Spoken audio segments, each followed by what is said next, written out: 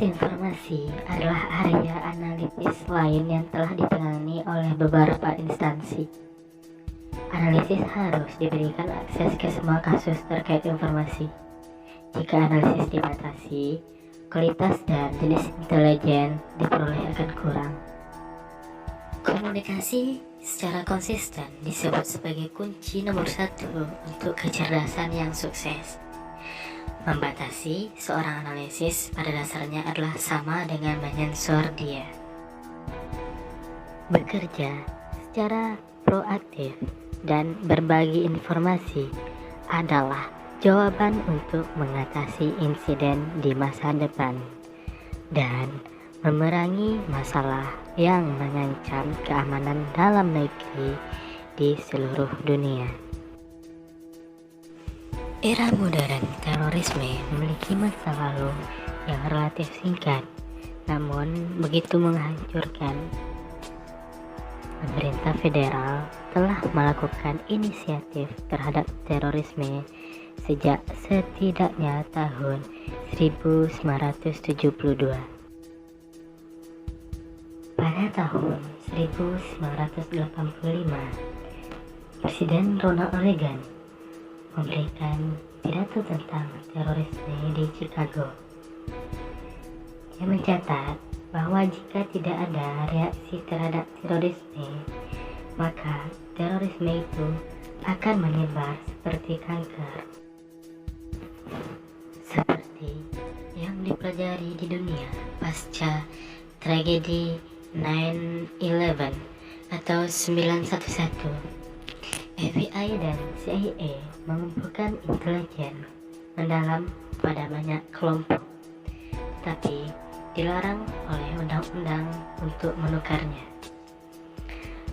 Pidato Reagan mirip dengan pidato hari ini, retorika bahwa momok teroris telah melanda rumah-rumah. Pentingnya sama dengan intelijen dan komunikasi. Pidato dari hampir 20 tahun yang lalu diputar ulang sekarang. Hal ini didukung oleh kesimpulan yang ditarik dalam 2000 laporan kelompok kerja CSIS tentang pertahanan tanah air, bahwa tanah air Amerika Serikat dalam upaya pertahanan telah reaktif, terputus-putus, dan terfokus pada post-faktor manajemen konsekuensi. Teknologi menjadi salah satu cara untuk mengatasi hal tersebut. Namun, agar teknologi efektif, harus ada seperangkat standar nasional untuk setiap lembaga yang mengikutinya. Lembaga penegak hukum akan terus membeli catatan manajemen dan sistem CAD dan mengembangkan database pemilik yang telah dirancang. Fokus publik masih pada intelijen yang sangat baik dan berbagi informasi, tetapi sedikit yang telah dilakukan untuk meningkatkan kemampuan penegakan hukum rutin di depan ini. Semua intelijen di dunia tidak selalu bisa mencegah tragedi tersebut. Hanya gerakan proaktif dari mereka yang bertanggung jawab, dipersenjatai dengan kecerdasan berkualitas, dapat membantu mengendalikan kemungkinan kejadian di masa depan. Mesin intelijen AS diarahkan pada ancaman dari serangan asing. Disitulah hukum penegak akan masuk ke dalam jaring tersebut. Agen federal dan militer tidak bisa berada di mana-mana, tetapi dengan seluruh komunitas penegak hukum bekerja sama untuk tujuan bersama, upaya dan kekuatan gabungan akan dapat menghalangi tindakan dari organisasi teroris tersebut. Agar penegakan hukum membantu dalam perang wadah terorisme, ia memiliki pemahaman tentang visi misi yang ada. untuk membantu memahami apa yang telah terjadi dan untuk mendapatkan wawasan, analisis, dan peneliti harus memperluas wawasan mereka. Salah satu caranya untuk mewujudkan ini adalah dengan mengulas berbagai sumber berita di luar negara masing-masing. Bagian dari anti perilaku eye baiting adalah kemampuan untuk mengidentifikasi realitas dan kebenaran yang mungkin terjadi yang telah disembunyikan, sengaja atau tidak sengaja dipublikasikan. Peneliti manapun yang telah menghabiskan waktu menyempurnakan wawancara dan integrasi akan memberitahu bahwa Anda cukup sering ada beberapa kebenaran dalam kebohongan apapun. Tugas Anda adalah menemukannya. Diuraikan di atas adalah dari beberapa situs web berita Arab atau Islam yang lebih umum. Situs-situs ini memberikan informasi yang tidak boleh dipublikasikan di outlet media lain dan meningkatkan kesadaran penegakan hukum. Kesadaran dan pemahaman tentang topik sangat penting di semua tingkatan. Jika penegakan hukum harus berhasil dalam analisis, investigasi, dan proaktif pengukuran. Terorisme telah ada selama bertahun-tahun, maka tidak mungkin menghilangkannya secara penuh.